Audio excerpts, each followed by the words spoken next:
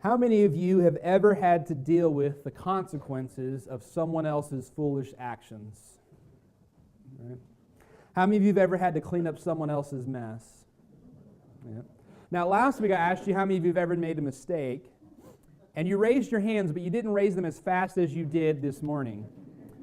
See, it's a whole lot easier to notice the foolish actions or decisions that someone else has made than it is to recognize the consequences of our own actions.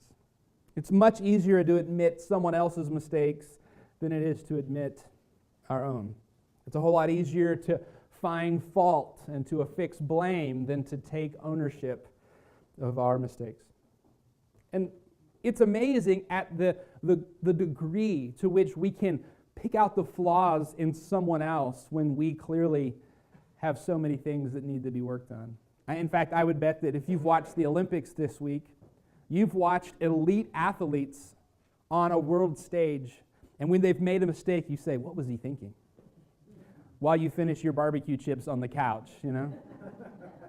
And watching all of those athletes back to back, we could become experts on what they needed to do and how they needed to land that jump and how far they should have gone or how fast they should have gone down the luge. And it's much easier to see those flaws than it is to see the ones in our own lives. We often feel like we've done nothing wrong and that everyone else is at fault. And though we wouldn't say those words, our actions demonstrate that that's the belief system that we have. Today, in our message, we're going to look at a group of people who had done the right thing. They were minding their own business, but they suffered the consequences of someone else's foolish actions. Last week we looked at Jonah chapter 1, and I pointed out that Jonah is unlike most of the books of the Bible, and that the book that bears his name is not about how he's a hero or even an example of the faith. Many of the characters in the Bible are imperfect, but they're at least good examples for us to follow, to emulate their good choices and to avoid their bad choices, to take on their good characteristics and avoid their bad characteristics. But Jonah is portrayed as this character who we should avoid to act like him at all. He's not the protagonist or hero of his story. He's the antagonist. He's the villain at worst, or a fool at best. And so we looked at how Jonah made an absolute mess of things last week and how he did exactly the opposite of what God told him to do, and then he took that mess and made it messier. But this week we're going to focus on some other characters in chapter 1 who find themselves in the same storm that Jonah was in. They find themselves in the same boat as Jonah, literally the same ship, and they hadn't done anything wrong. So let's look at Jonah chapter 1, and we'll pick up reading in verse 4. Jonah's already received a message from the Lord that he's to go to Nineveh, and he's gone the opposite directions towards Tarshish on a ship. Verse 4 says, "But the Lord sent out a great wind into the sea, and there was a mighty tempest in the sea, so that the ship was like to be broken." This was a major storm that was about to rip the boat apart. Then the mariners, the ship's crew, were afraid and cried every man unto his own God, and cast forth the wares that were in the ship into the sea to lighten it of them. But Jonah was gone down into the sides of the ship, and he lay and was fast asleep. So the shipmaster, the captain, came to him and said to him, "What meanest thou, O sleeper? Arise and call upon thy God, if so be that God will think upon us, that we perish not." And they said, "Every one to his fellow, Come and let us cast lots, that we may know for whose cause this evil is upon us." So they cast lots, an Old Testament form of rolling dice, and the lots fell upon Jonah. Then said they unto him, "Tell us, we pray thee, for whose cause this evil is upon us? What is thine occupation, and whence comest thou? And what is thy country, and of what people art thou?" And he said unto them, "I am a Hebrew, and I fear the Lord God of heaven, which hath made the sea and the dry land." Then were the men exceedingly afraid, and said unto him, "Why hast thou done this?" For the men knew that he fled from the presence of the Lord, because he told them. Then said they unto him, "What shall we do unto thee, that the sea may be calm unto us? For the sea wrought and was tempestuous." And he said unto them, "Take me up, and cast me forth into the sea. So shall the sea be calm unto you. for I know that for my sake this great tempest is upon you." Nevertheless, the men rowed hard to bring it to land, but they could not, for the sea wrought and was tempestuous against them. Wherefore they cried unto the Lord, and said, "We beseech thee, O Lord, we beg you, O God, let us not perish for this man's life, and lay not upon us innocent blood. For thou, O Lord, hast done as it pleased thee. God forgive us for what we're about to do," was what they're saying. So they took up Jonah, and they cast him forth into the sea, and the sea ceased from her raging. Then the men feared the Lord exceedingly, and offered a sacrifice unto the Lord, and made vows. Now the Lord had prepared a great fish to swallow Jonah up, and Jonah was in the belly of the fish 3 days and 3 nights. You may remember a story I told you a few years ago about a guy who seemingly had horrible luck. He'd been on a bike ride and decided to take a nap in a field. And he woke up from his nap to find the grassy field that he was in engulfed in flames. So he jumped up, hopped on his bike, and fled down the hill that the grassy fire was in. And when he got to the bottom of the hill, he couldn't stop his bike and hit a train. Talk about horrible luck. So authorities respond to the scene, and they have a fire to put out and a man who's been struck by a train. Now, he wasn't really struck by a train. The train wasn't moving, and he rode right into it. And as they started to investigate, they figured out the reason that he had rode right into a train that wasn't moving is he was drunk. And the reason that he was napping in that field was because he'd passed out. And the reason that the field had caught on fire is because he was smoking when he passed out. Everything happens for a reason. And sometimes the reason is that you're foolish. Everything that happened to him wasn't just bad luck or misfortune. He had caused it. He had caused the fire, got up to run away from it, and then ran into a parked train because he was drunk and fleeing from the scene of a fire that he had started. People often say everything happens for a reason. That's true. Sometimes the reason is that you're foolish, that you make mistakes. That's what happens to Jonah in this story. Jonah finds himself in a boat that's about to be torn apart in the middle of the sea because he made foolish choices. He got himself into this mess. But there's a parallel truth to this. Everything happens for a reason, and sometimes the reason is that the world is evil. Sometimes we find ourselves in the middle of a mess that we didn't make. Sometimes we find ourselves suffering consequences for someone else's bad choices, and that's where this ship's crew finds themselves. They weren't the ones on the run from God. Jonah was. But they were on the same boat that Jonah was on. And sometimes we find ourselves in the same boat as someone who's making foolish choices, disobeying God, even on the run from Him. And maybe your boat is the office that you work in, or your family, your household, your circle of friends. And someone in that boat, someone in that house, someone at that shop has made decisions that affect the rest of you. And you're suffering the consequences for their choices. These men are bystanders in a storm that is sent for Jonah's sake. God has sent this storm to get Jonah's attention, and they're just there.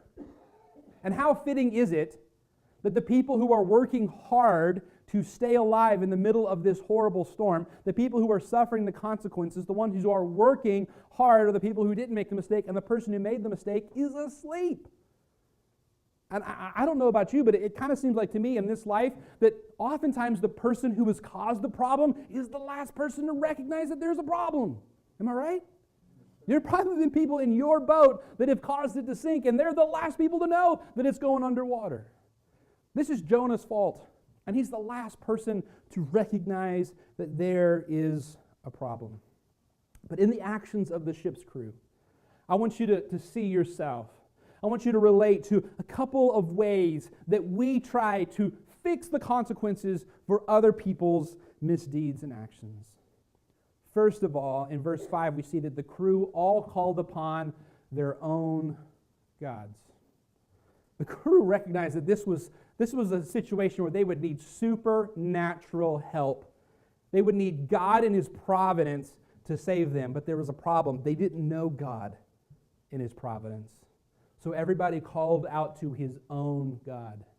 Everybody called out to the God of their own understanding, the God of their forefathers. They were taking a shotgun approach to their spirituality.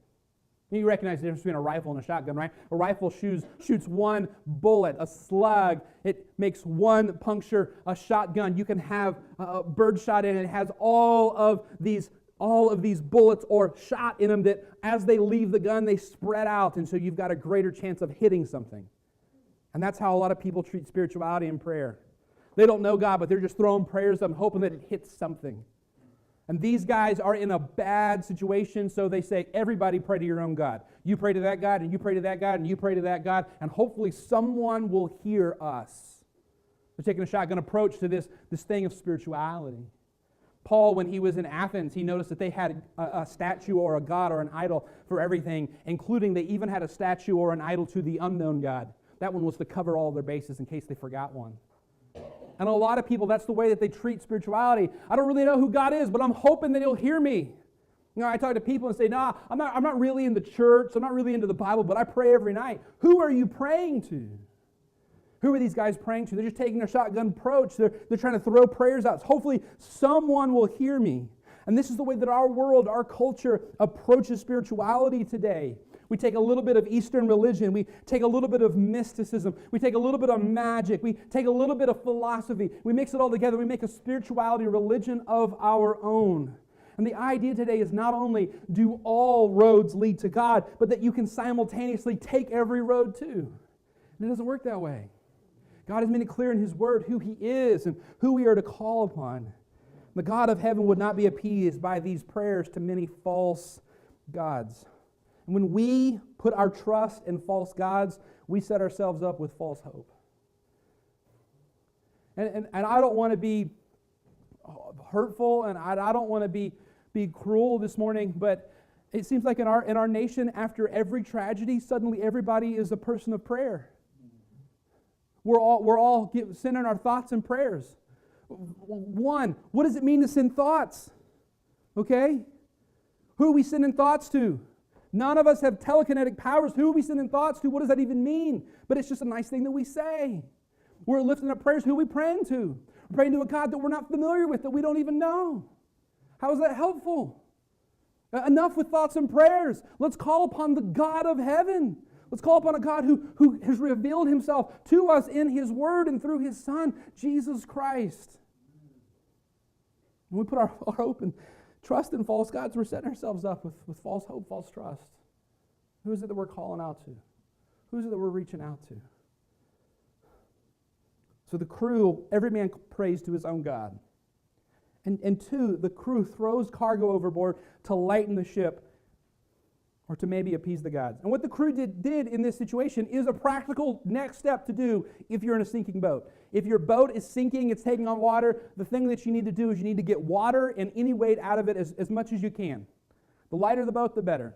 Okay? And so what they're doing, not a bad idea. Not a bad idea to lighten the ship, to get some cargo off the ship. And I'm sure that as the boat got lighter, it did a little better in the raging sea. But the storm kept raging. And the ocean was still tempestuous. And they were still stuck. They just had a lighter boat. And in our world today, there are all kinds of practical steps that you can take to make your life better. And they will be helpful. But they're not going to save you. They're not going to make everything better. They're not going to cause this world to turn around. You know, if you do Dave Ramsey's plan to get out of debt, it is super helpful. I commend it to you. It will be so good for your finances if you get out of debt, but it's not going to save your soul. If you go on a diet and you lose some weight, that's great. It'll be good for you. You will feel better, but it will not save your soul. If you go to marriage counseling, go to a marriage retreat, it will help your marriage get better, but it won't save either of you. And these things, these practical steps will be helpful, but they're not going to save you. And there are practical steps in this life that will keep you afloat, but they won't bring you deliverance. And what I'm talking about this morning is not to help you get to next week, not to help you make it through this month or help you make it through this year, but to make it into eternity. That's what we're talking about today. Not staying afloat, but being delivered. And throwing the cargo overboard helped them stay afloat, but it did not deliver them. There is no 3-step action plan. There is no 40-day challenge that will save our souls from the brokenness of this world and the storms of this life. It may keep us afloat till next week. So then, the crew, they figure out what the problem is. They find out that Jonah is the reason that this is happening. And they say, "Sir, what should we do?" Now, what is Jonah? Jonah is a prophet. Jonah is a prophet. He is God's messenger. He's not a very good one. In fact, we talked about last week, he may be the worst one yet. He's not a good prophet. But here we have people in desperate circumstances asking a man of God what they should do. And he tells them, and they're like, "Yeah, we don't want to do that." Now, I can't blame him, because he says, "Throw me overboard." And they're thinking, this guy, his God is causing the storm because he's running the wrong direction. What's he going to do to us if we kill him? So they want to try something else. But can I tell you that I have seen this scenario work out time and time again, that someone who is desperate comes to a man of God and says, "What do I need to do?" And they tell him, they say, "I'm going to try these other things first." Some of you, you've done it. You've been in a desperate situation. You say, "Pastor Daniel, what do I need to do?" I tell you, you're like, "I don't want to do that. I'm going to try this." So they try hard to row to shore. And I commend these guys. It tells us a couple times here how hard they were working. They were trying really, really hard to row this boat to shore. They were doing everything that they could to deliver this ship and the souls in it, but it wasn't working. Verse 13 says, "Nevertheless, the men rowed hard to bring it to land, but they could not, for the sea wrought and was tempestuous against them." Some of you can absolutely relate to these guys right now, because you are trying your hardest. You're doing everything that you know to do.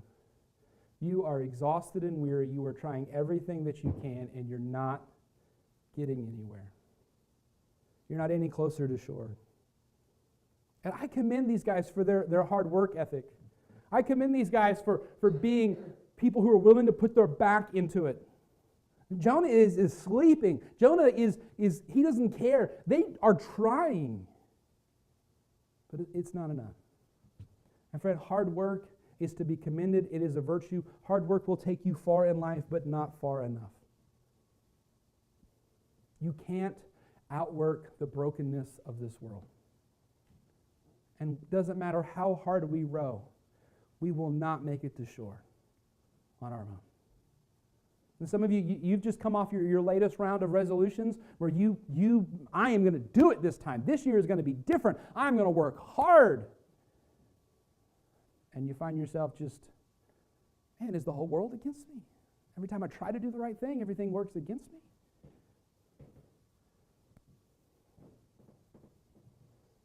Quit rowing and surrender. Stop trying. Start trusting. That's what you need to do. You know what the problem was here? The Lord required justice.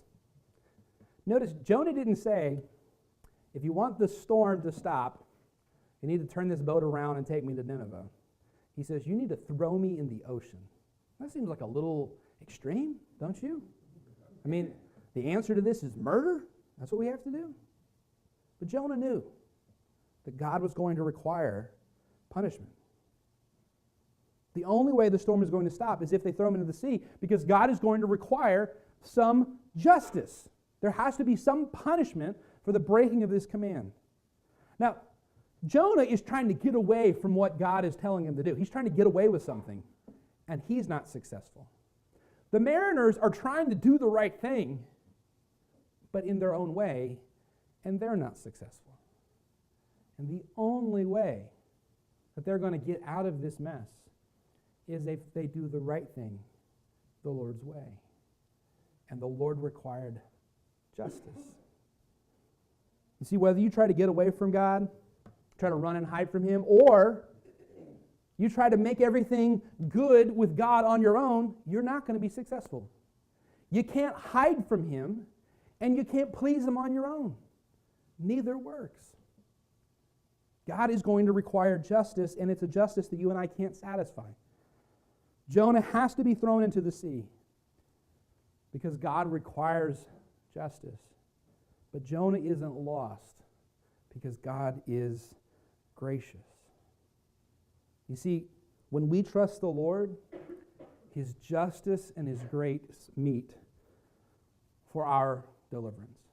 You say, what are you talking about, Pastor? Let me explain to you what I mean, okay? Imagine with me that we're leaving church today, and we're pulling out of the parking lot, and I wreck into your car. So you have a nice car, and I wreck it. It's obviously my fault. And you get out, and you don't say any curse words because I'm the pastor and I'm standing there, but you're not happy. And I say, hey, I'm sorry, but I don't have insurance. And you're like, oh, this is just great. I'm going to have to sue the pastor to get my car fixed. And I say, listen, I don't have any money either. So if you're going to get your car fixed, you're going to have to take me to court. So you take me to court. And we find out the judge who's going to preside over our case, and he's a good judge. And you think, oh, he's a good judge. He's going to make sure that Pastor Daniel pays for my car to be fixed. And I think, oh, he's a good judge. Maybe he'll be nice to me and won't make me pay. You see, for him to be a good judge to both of us, someone's going to lose, right? Because if he finds in my favor it doesn't make me pay, you lose out and your car's still busted. But if he finds in your favor and your car is fixed, I'm indebted and I can't pay. Our Lord is not just a good judge. He is the good and great, just and merciful judge. So imagine if the judge says, listen, Pastor Dan, I know that you can't pay because you've been irresponsible. And I know that this person's car needs to be fixed, so I'm not going to require you to pay. And I say, yes, he's a good judge. And you're thinking, wait a minute. And he says, but I'm going to pay for the damages. And our God is a God who is both just and gracious because he requires payment and then makes the payment himself. He requires there to be punishment for sin, and then he takes the punishment himself. Our God is a judge that forgives the debt and covers the damages. Did you hear what Psalm 85 said when I read it to you earlier? It reminds you of a couple of the verses. Thou hast forgiven the iniquity of thy people. Thou hast covered all their sin. Thou hast taken away all thy wrath. Thou hast turned thyself from the fierceness of thine anger. Turn us, O God of salvation, and cause thine anger toward us to cease. Mercy and truth are met together. Righteousness and peace have kissed each other. And where God's justice and his mercy come together, we find our salvation. Who am I? Who am I? Not because of what I've done, but because of who you are. Who am I?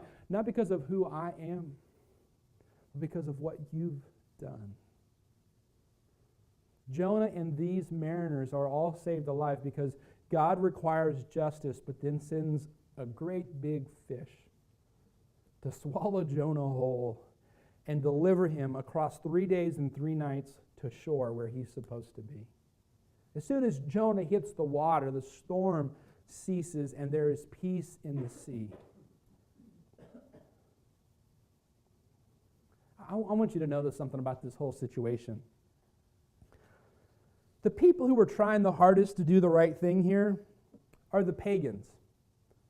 Jonah grew up in the land of Israel. He knew the God of heaven, the Hebrew God, the God who's revealed in Scripture. That God calls out to him specifically and gives him a message. But when they get on the boat, the guy who grew up in Israel, who knew the God of heaven, acts as if he could care less. But the people who did not grow up in a land where the true God was known and worshiped, people who had not heard a message from the Lord, they are trying their best. They believed if they threw Jonah overboard that they'd be in big trouble. They feared what would happen to them. The pagans had a greater faith in the justice and holiness and righteousness of this God than Jonah did. Jonah knew the God of heaven and ran from him and tried to hide from him. Jonah knew that his God, the God of heaven, was the maker of land and sea and tried to hide from him in the sea.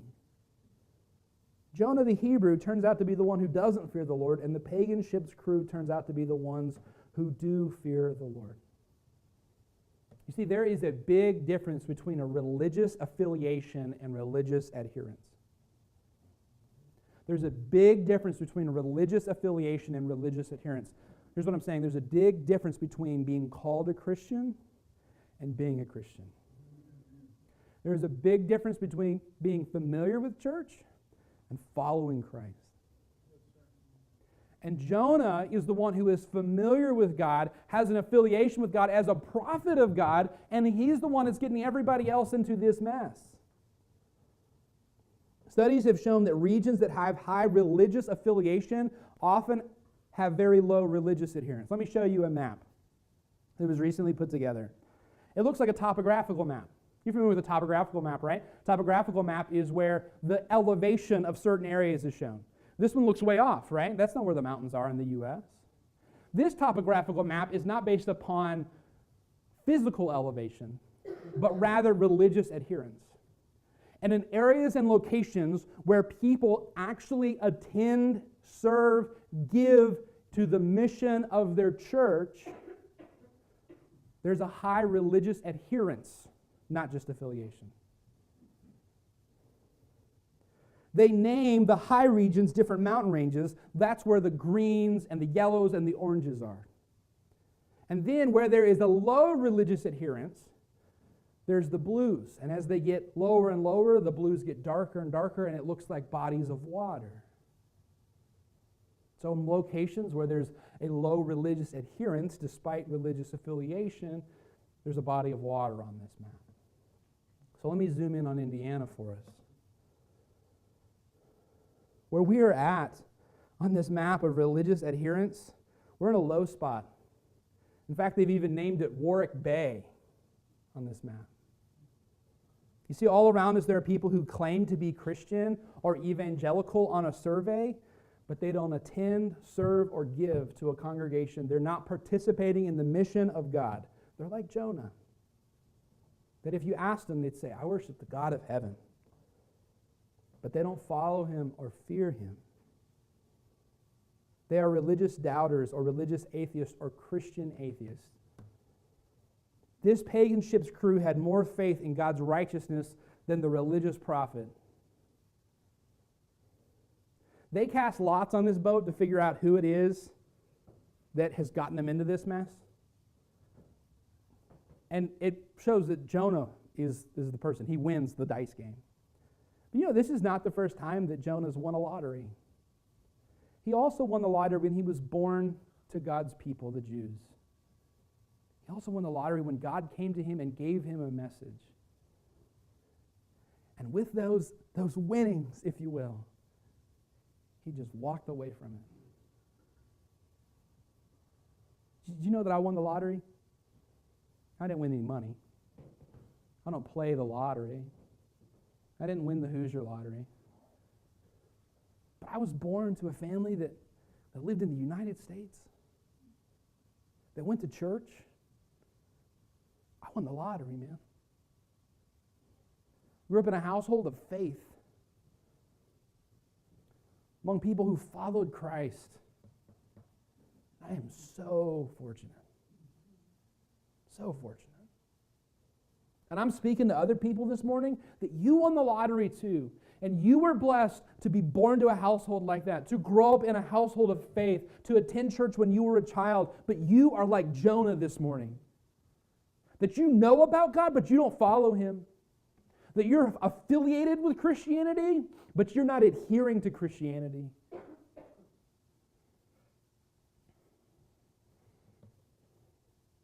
And then I'm talking to people this morning that you're like that ship's crew.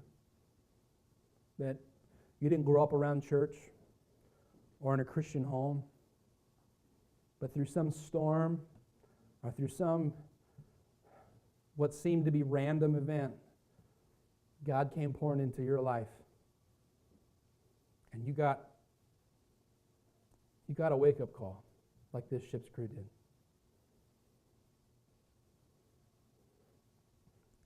Jonah is not the hero of his book.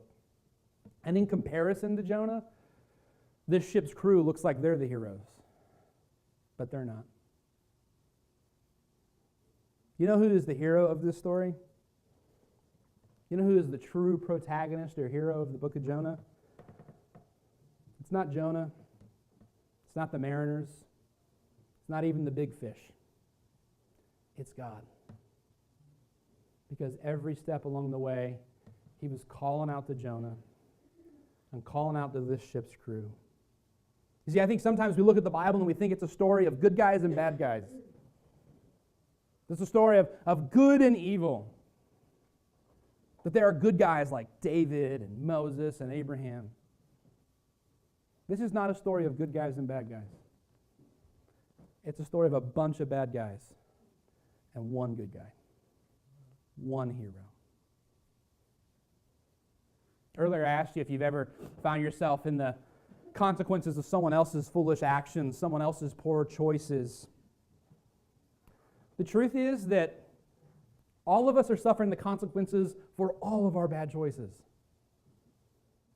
And there's only one person in all of history who was truly innocent, who never made a wrong choice, never made a wrong decision, and he suffered the consequences for all of our bad decisions.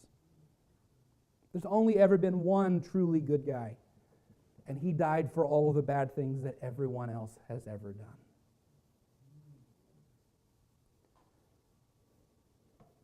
This ship's crew, they